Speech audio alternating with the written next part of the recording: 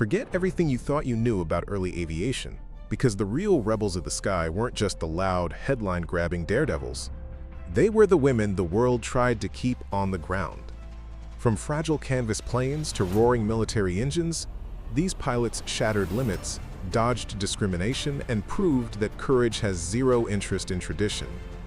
This is the story of the flyers who sold jewelry to buy lessons, crossed oceans alone, barnstormed for pennies, and battled prejudice at every altitude.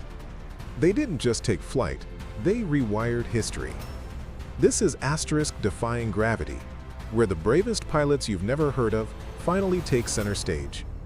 In the skies where courage meets clouds, a forgotten story unfolds. Long before cockpits welcomed diversity, a few daring women broke through gravity and society to prove they could fly just as high, just as fast, and just as fearlessly as any man. From war-torn battlefields to record-shattering races, these aviators risked it all, not just for glory, but for equality. This is the untold story of the women who took flight when the world told them to stay grounded. This is Defying Gravity, the untold bravery of women pilots. At the dawn of the 20th century, when airplanes were still fragile dreams stitched together with wood and canvas, a handful of women looked up and saw not danger, but destiny.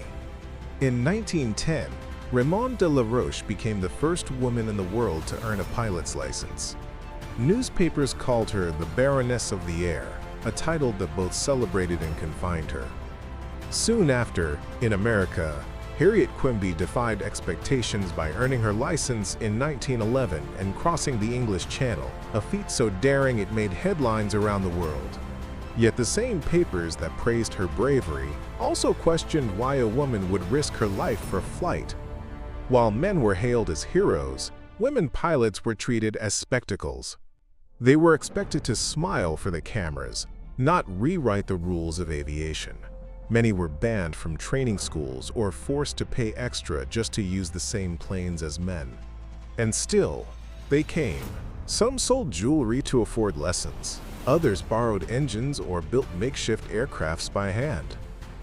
Then came Bessie Coleman, the daughter of sharecroppers who dreamed of flying when America wouldn't let her.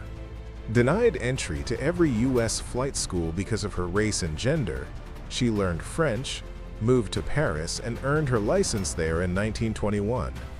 When she returned home, she became the first African-American and Native American woman pilot in the world. Her message was clear: the sky belongs to everyone. The 1920s became a time of possibility. Air shows filled the skies with daring stunts and loops, and the crowds roared as women soared beside men. Each performance wasn't just entertainment, it was a quiet revolution. These early pioneers didn't only fight gravity, they fought the weight of expectation. Every takeoff challenged the belief that courage came with a gender. By the end of the decade, a new generation of women pilots had proven that flight wasn't just a man's game, it was a human dream. They had cracked open the sky, and the world would never look at it the same way again. The 1930s arrived like a gust of wind, carrying with it the golden age of flight. Airplanes were faster, sleeker, and more reliable than ever before, and the dream of conquering the skies burned brighter in every aviator's heart. Among them stood one woman who would become the face of courage itself, Amelia Earhart. She wasn't just a pilot, she was a symbol. When she took off in her bright red Lockheed Vega and crossed the Atlantic solo in 1932, she didn't just shatter records, she shattered barriers. Millions watched in awe as she became a global sensation, a living testament that the sky could belong to anyone bold enough to reach for it. But Earhart wasn't alone. Across the ocean, Amy Johnson was making headlines of her own. In 1930, she flew solo from England to Australia, a journey so dangerous that even seasoned male pilots hesitated to attempt it. Battling storms, exhaustion, and mechanical failures, she completed the flight in just under 20 days. Her achievement wasn't just a personal triumph, it became a beacon for women everywhere, a reminder that determination could outfly doubt. In America, Jacqueline Cochran was rising fast, a fierce competitor with an unstoppable drive. From humble beginnings as a hairdresser, she climbed her way into aviation history through relentless ambition and unmatched skill. By the mid-1930s, she was dominating air races like the Bendix Trophy, where she often competed against and beat the best male pilots of her time. Cochran didn't ask for equality. She demanded it through performance. Each race she entered was a message written across the sky. Women didn't just belong in aviation, they excelled in it. These weren't isolated stories. Around the world, more women were earning their wings. Ruth Nichols set altitude and distance records. Eleanor Smith became the youngest licensed pilot in the world, performing daring stunts over New York. Louise Thaden won national air derbies with calm precision and unshakable confidence. Every record broken and every mile flown stitched together a new narrative for what women could achieve. Yet even in triumph, prejudice lingered. Newspapers praised their courage but questioned their purpose. Sponsorships were scarce, and recognition often came with conditions. They were told they were brave for a woman, as if courage itself carried gender. But these aviators didn't seek validation. They sought the horizon. For them, flight was more than sport or spectacle. It was proof that freedom could be earned with persistence, discipline, and a steady hand at the controls. The decade pulsed with adventure and ambition. Air shows drew massive crowds, and women pilots became icons of modernity, grace, and defiance. The world had entered an age where speed defined progress, and these women were its trailblazers. They tested experimental planes, pushed engineering boundaries, and showed the world that precision and instinct knew no gender. Still, clouds were gathering on the horizon. While the roar of engines filled the skies, tensions were rising on the ground. The world edged closer to war, and soon the skills these women had fought so hard to prove would be called upon in ways they never imagined. But for now, the 1930s belonged to them, the fearless dreamers who turned flight into both art and revolution, who reminded humanity that bravery, no matter who embodies it, always finds its wings. When the world plunged into war in 1939, the skies that once carried dreams now carried duty. Airplanes became instruments of survival, and for many women pilots, the chance to serve wasn't just an honor, it was a calling. They had already proven they could fly. Now they would prove they could fight. Across continents, women stepped into cockpits not as entertainers or record seekers, but as defenders of their nations. Their courage would redefine both aviation and history itself. In the United States, a program unlike any before took flight, the Women Air Force Service Pilots, or WASP. Founded in 1943 under the leadership of Jacqueline Cochran and Nancy Harkness Love, the WASP brought together more than 1,000 women with one shared purpose: to serve their country through flight. They ferried bombers, fighters, and cargo planes from factories to bases, freeing male pilots for combat. Their missions took them across the vast American landscape, often in unpredictable weather, flying unarmed and unescorted. They trained at Avenger Field in Texas, where the heat was relentless and expectations even tougher. Many had never lived under military discipline, but they adapted fast, mastering complex aircraft like the B-17 Flying Fortress and the P-51 Mustang. Despite their essential work, the WASP were not officially recognized as members of the military. They wore uniforms but received no benefits. If a pilot died in service, her family had to pay for her body to be sent home. Still, they flew with unshakable pride. Every takeoff was a statement of equality, a defiance of the notion that war was a man's realm. When their program ended in 1944, they left behind a record of over 60 million miles flown and a legacy that would inspire generations of women aviators. Across the Atlantic, Britain's Air Transport Auxiliary, known as the ATA, was breaking boundaries of its own. From Spitfires to heavy bombers, ATA pilots delivered aircraft to Royal Air Force bases across the United Kingdom. They flew without radios, often through fog and storms, relying only on maps and instinct. Among them were remarkable women like Pauline Gower, who led the ATA's female division, and Lettice Curtis, who became the first woman to fly a four-engine bomber. The British press nicknamed them the girls who deliver the goods, but their skill demanded more respect than novelty. They handled dozens of aircraft types with precision and composure, proving that technical mastery had nothing to do with gender. Meanwhile, on the Eastern Front, the Soviet Union unleashed one of the most fearless units in aviation history, the 588th Night Bomber Regiment, later known to their enemies as the Night Witches. Flying in tiny, outdated biplanes made of wood and fabric, these women soared through darkness to drop bombs on advancing German forces. They cut their engines mid-flight to glide silently over enemy camps, releasing their bombs before disappearing into the night. The Germans feared them so deeply they claimed only witchcraft could explain their deadly accuracy. The Night Witches flew more than 30,000 missions, often under freezing conditions, with minimal equipment and constant danger. They repaired their own planes, slept in the cold, and faced anti-aircraft fire on nearly every sortie. Yet they kept returning to the skies, driven by a fierce love for their country and an unbreakable sense of duty. Their leader, Marina Raskova, known as the Soviet Amelia Earhart, helped form the regiment and inspired countless young women to enlist. In every nation touched by war, women pilots proved indispensable. They were test pilots, couriers, instructors, and scouts.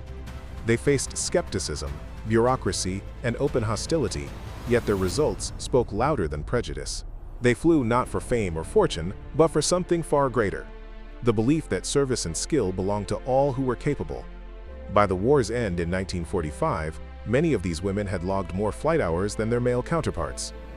But when peace returned, so did the silence. Their uniforms were stored away, their achievements buried beneath the narrative of men returning home as heroes. Yet the truth remained written in the skies they conquered.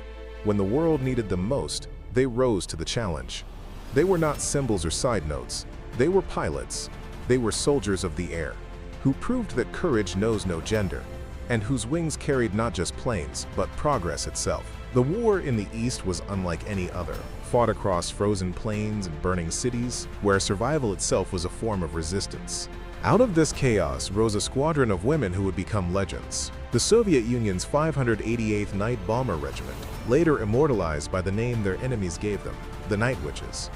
These were not mythic figures or fantasy heroines, but real women who flew flimsy biplanes through the dead of night, armed with little more than courage, precision, and an unshakable will to fight.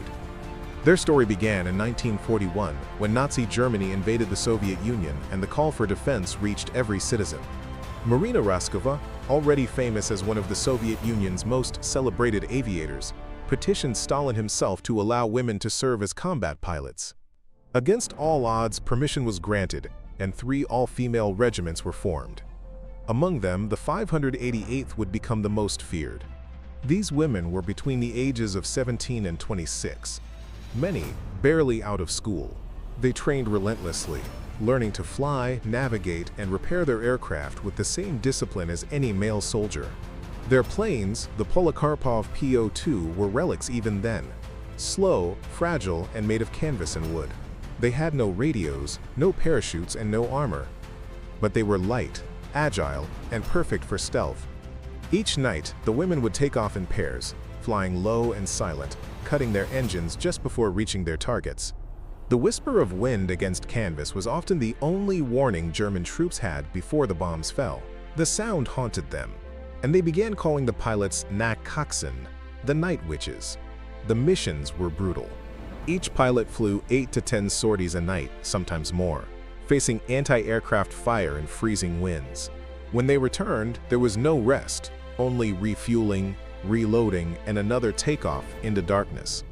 They flew with their faces exposed to the cold, their hands numb on the controls. Many planes never came back. Those that did were often riddled with bullet holes, but the Night Witches never flinched. They adapted, learned, and found ways to turn weakness into advantage. The Germans' radar couldn't detect the old wooden planes, and the aircraft's slow speed allowed them to maneuver easily between gunfire. Their commander, Yevdokia Bershanskaya, led with quiet strength. She believed in her pilots completely and demanded excellence in return.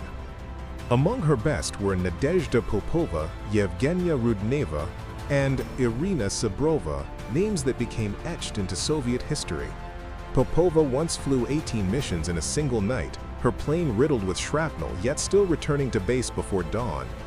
Rudneva, an astronomer before the war, used her precise calculations to guide missions through storm and fog.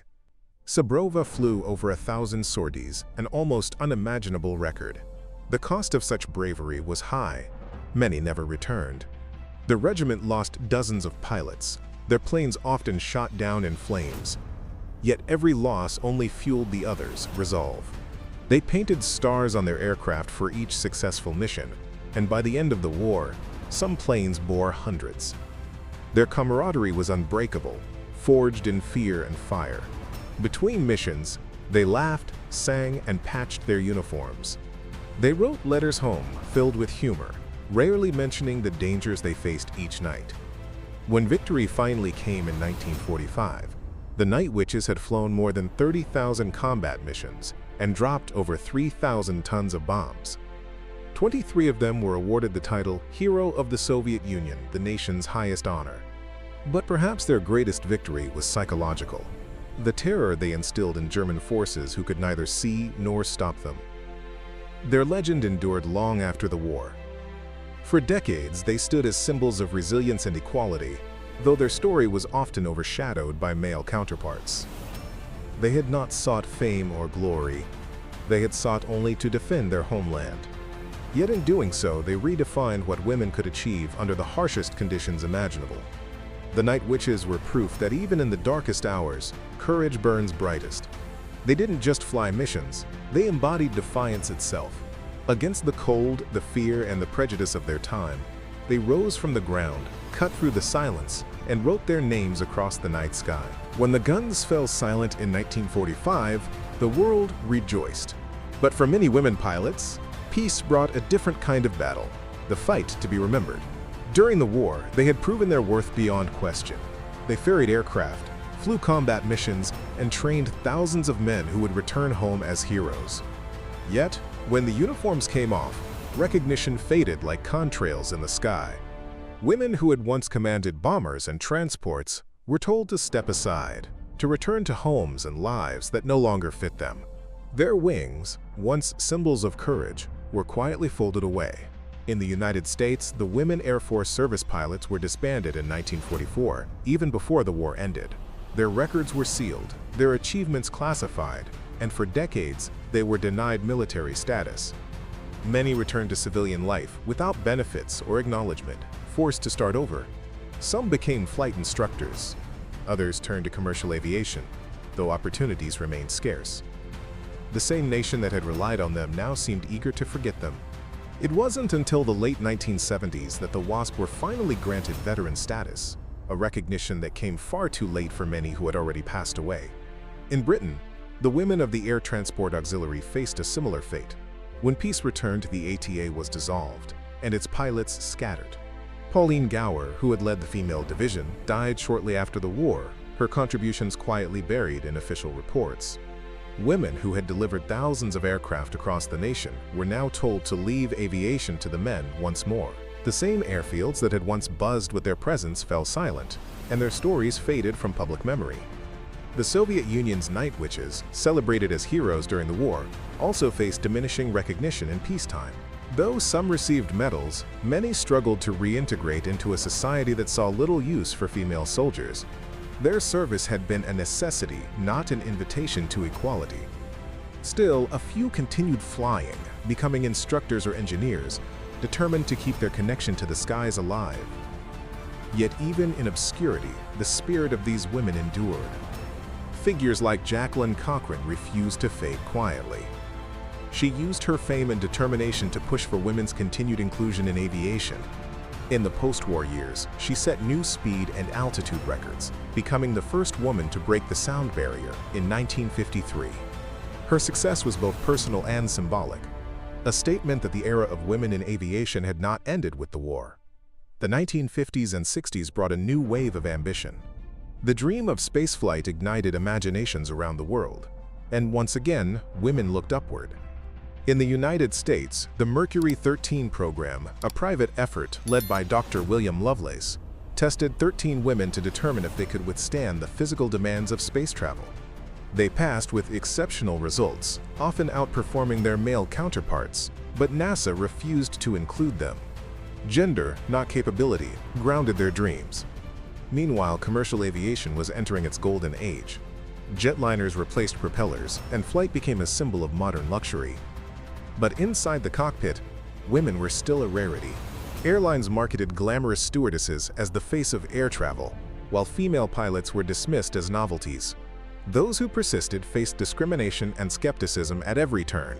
Yet a few pioneers continued to push forward, earning type ratings and building hours until doors began to crack open. Amid these struggles, the seeds of change were quietly being sown. The feminist movements of the 1960s and 70s reignited the call for equality across professions, and aviation was no exception. Books, interviews, and articles began resurfacing the forgotten stories of wartime women pilots. Museums started to collect their photographs, and younger generations began to ask why their achievements had been erased. By the end of the 1960s, a shift had begun, not just in technology, but in attitude. Women were no longer content to be written out of history. They were claiming their space in the cockpit once more, determined to ensure that the next generation would not have to fight for the same right to fly.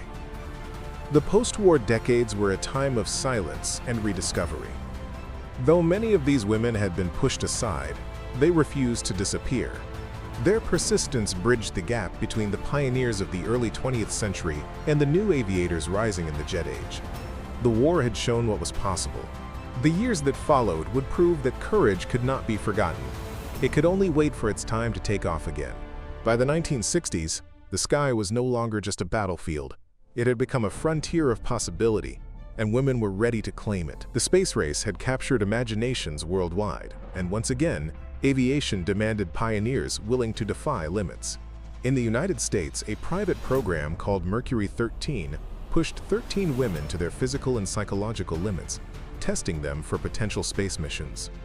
They excelled in every category, often outperforming male astronauts, yet their achievements were dismissed. NASA refused to send them into space, grounded not by ability but by the stubborn weight of gender. Their disappointment did not deter them. Many continued to fly, teach, and inspire, refusing to let prejudice clip their wings. Meanwhile, across the globe, women were breaking barriers in military aviation. In the Soviet Union, Valentina Tereshkova became the first woman in space in 1963, orbiting the Earth in Vostok 6.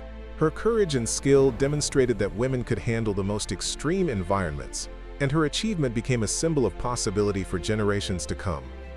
In other countries, women were slowly being accepted into fighter pilot programs and military academies, though progress remained slow.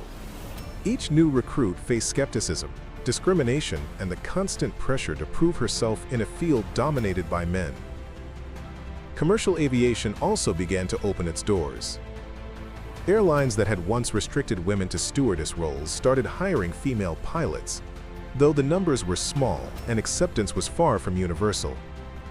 Temi Jo Schultz, Eileen Collins, and other pioneers of the era began building hours and smaller aircraft before moving on to larger planes and eventually commanding airliners. Their presence was both a challenge to tradition and a beacon of possibility for girls growing up with dreams of flight. These decades were also a time of record-breaking achievements. Jacqueline Cochran, continuing her post-war career, became the first woman to break the sound barrier in 1953 and set numerous speed and altitude records. Each record shattered lingering notions that aviation skill was tied to gender.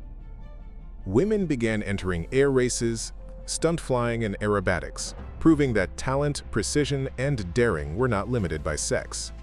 Their stories began appearing in newspapers, magazines, and television programs, slowly reshaping public perception.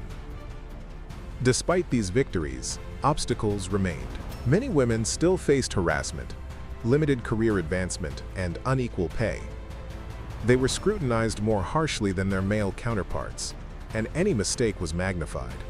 Yet their perseverance never waned. Each flight, Each test and each record was a step toward a future where the cockpit would finally be a space for talent, not gender. By the 1980s, the first female astronauts were flying operational space missions, and female fighter pilots were becoming more common in militaries worldwide. The groundwork laid by wartime pilots and early post-war pioneers was finally yielding results. Aviation schools and universities began to encourage women to pursue engineering, aeronautics, and piloting careers.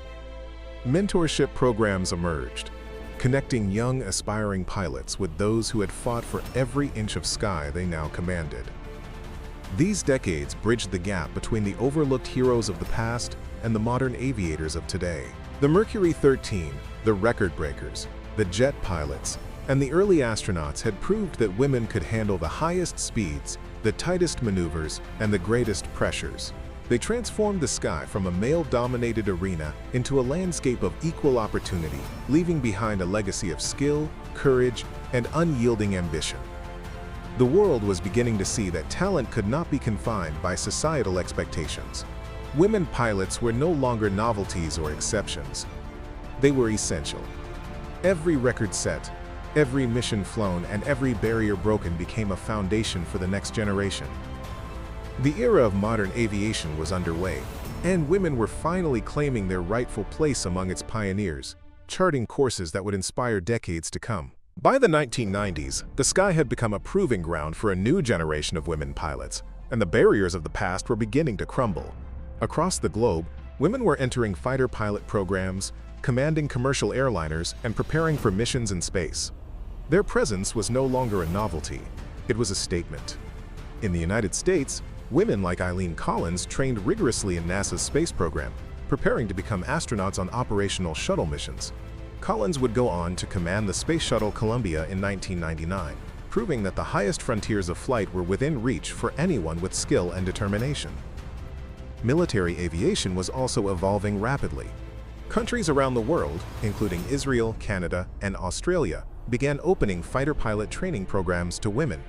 These recruits faced intense scrutiny and pressure to perform flawlessly, yet their success was undeniable. Female pilots were flying jets, navigating complex combat simulations, and proving that courage and precision were not bound by gender.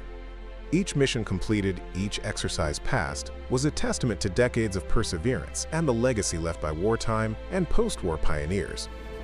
Commercial aviation, too, saw a gradual but steady increase in female pilots.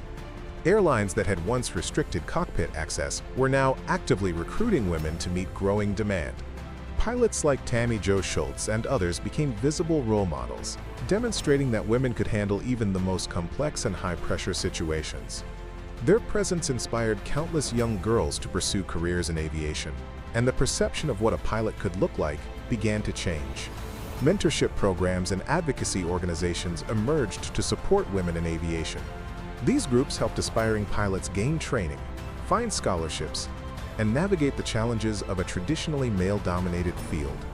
The aviation community began to recognize that diversity strengthens safety, skill, and innovation. Women who had once been invisible in history books were now celebrated as trailblazers and educators. Yet challenges remained. Women pilots still faced harassment, pay gaps, and underrepresentation in certain areas, particularly combat aviation and executive positions within airlines. Advancement required not only skill but resilience. Despite these obstacles, women continued to break records and achieve milestones. They flew advanced fighter jets, led commercial flights across continents, and earned positions as commanders in both civilian and military aviation. By the early 2000s, the influence of these pioneers was undeniable. Their achievements were documented in books, documentaries, and museums. They inspired scholarships, flight schools, and mentorships that ensured the next generation would face fewer barriers and greater opportunities. The story of women in aviation, once hidden or overlooked, was now becoming central to the narrative of flight itself. The decades spanning the late 20th and early 21st centuries proved that the struggle for equality in the sky was ongoing, but progress was undeniable. Women pilots were no longer extraordinary exceptions. They were leaders, innovators, and heroes. They honored the legacy of those who had risked everything during wars, defied expectations in peacetime, and paved the way through decades of perseverance. With every takeoff, they sent a message. The sky is not a limit, but a realm of infinite possibility for anyone with courage, skill, and determination. By the 2010s, women pilots had moved from rare pioneers to visible leaders, commanding aircraft, shaping aviation policy, and inspiring countless young aviators around the world. The sky, once a domain dominated almost entirely by men, had become a proving ground for courage and skill without regard to gender. Pilots like Tammy Jo Schultz, who famously landed a severely damaged commercial airliner in 2018 with remarkable precision, became household names, demonstrating that women could handle high-pressure situations with skill, calm, and expertise equal to any male counterpart. Every successful mission reinforced the truth that experience and competence, not gender, define a pilot. Across the military, women continued to break barriers. Nations including the United States, the United Kingdom, India, and Israel welcomed women into fighter pilot programs, allowing them to fly frontline combat jets and lead tactical missions. These pilots faced rigorous selection processes and intense training, yet they excelled, proving that the doubts of previous generations were outdated and unfounded. Women assumed command positions, served as instructors, and became mentors for younger recruits, passing on knowledge, strategy, and courage honed over decades of aviation history. Space exploration also benefited from the growing presence of women in aviation. Astronauts like Christina Koch and Jessica Meyer completed record-setting missions aboard the International Space Station, conducting spacewalks and experiments that advanced human understanding of microgravity and sustainability. Their work proved that the legacy of pioneers like Valentina Tereshkova and the Mercury 13 had not only endured but had expanded into a new era, opening possibilities that once seemed unimaginable. Commercial aviation, too, experienced a steady increase in women pilots.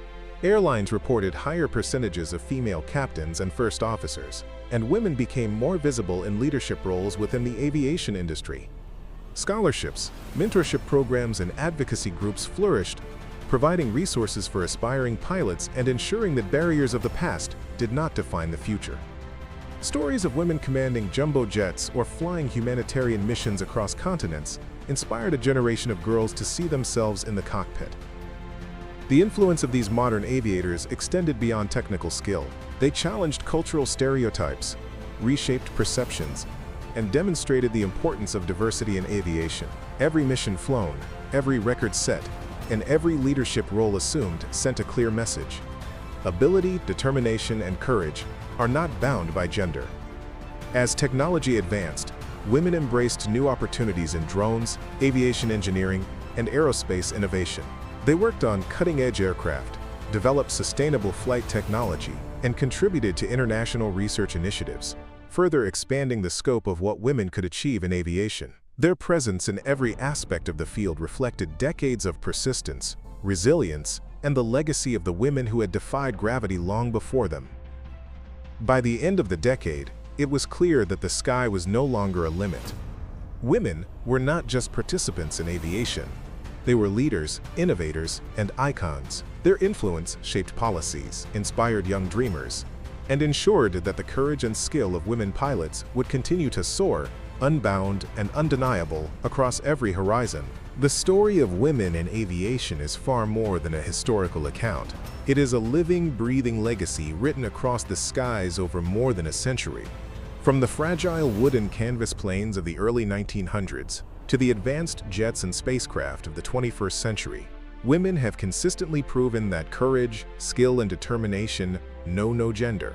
They have flown when the world said they could not, pushed boundaries when society expected them to stay grounded, and persevered when recognition was delayed or denied.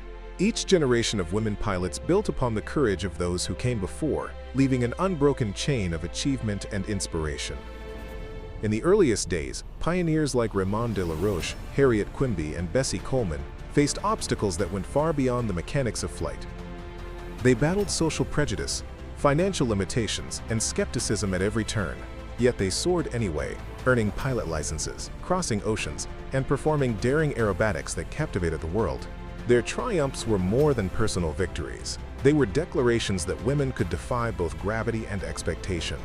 The 1930s and 1940s expanded these possibilities on an international scale. Amelia Earhart and Jacqueline Cochran set records, inspired millions, and demonstrated that precision, speed, and daring could belong to anyone with skill and determination.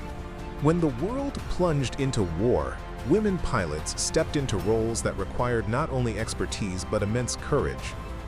In the United States, the Wasp ferried planes, trained male pilots, and performed dangerous missions, while in Britain, the ATA women delivered aircraft through storms and anti-aircraft fire. In the Soviet Union, the Night Witches flew nightly bombing raids in fragile biplanes, terrifying enemy forces and redefining what women could achieve under the most extreme conditions. These women did not seek fame. They sought service, mastery, and the fulfillment of a calling that could not be denied. The post-war years brought their own challenges. Many of these extraordinary women returned to a world that had little use for them. They were denied recognition, benefits, and opportunities to continue in the careers they had proven themselves capable of sustaining. Yet they refused to disappear. Figures like Jacqueline Cochran continued breaking records, training future pilots, and advocating for women's inclusion in aviation. The seeds of the feminist movement in aviation were planted during this era, ensuring that future generations would inherit a path cleared by the courage and resilience of their predecessors. From the 1960s onward, the dream of flight expanded beyond the atmosphere. The Mercury 13, Valentina Tereshkova, Eileen Collins, and countless others reached heights previously reserved for men, challenging both gravity and societal expectation. Commercial aviation began slowly opening its cockpits to women. Military aviation began accepting female fighter pilots, and mentorship programs and advocacy organizations nurtured the next generation of talent. By the 21st century, women were commanding spacecraft, leading airliner crews, developing aviation technology, and inspiring girls worldwide to pursue careers that were once considered impossible. Today, women in aviation represent more than history. They represent possibility. Every young girl who dreams of flying, every student who studies aeronautics, every pilot who climbs into a cockpit carries the legacy of those who came before. The sky is no longer a boundary. It is a canvas upon which bravery, skill, and determination are displayed without prejudice. The story of women pilots is a testament to resilience and vision. It is a reminder that courage is timeless, that barriers are meant to be broken, and that progress often comes from those who refuse to accept the limits imposed upon them. From the fragile biplanes of the 1910s to the international space missions of today, women have proven again and again that defying gravity is not just about flying. It is about rising above expectation, challenging convention, and inspiring generations to reach higher than ever before. The sky was never the limit. It was only the beginning. The legacy of women pilots will continue to soar unbound across every horizon.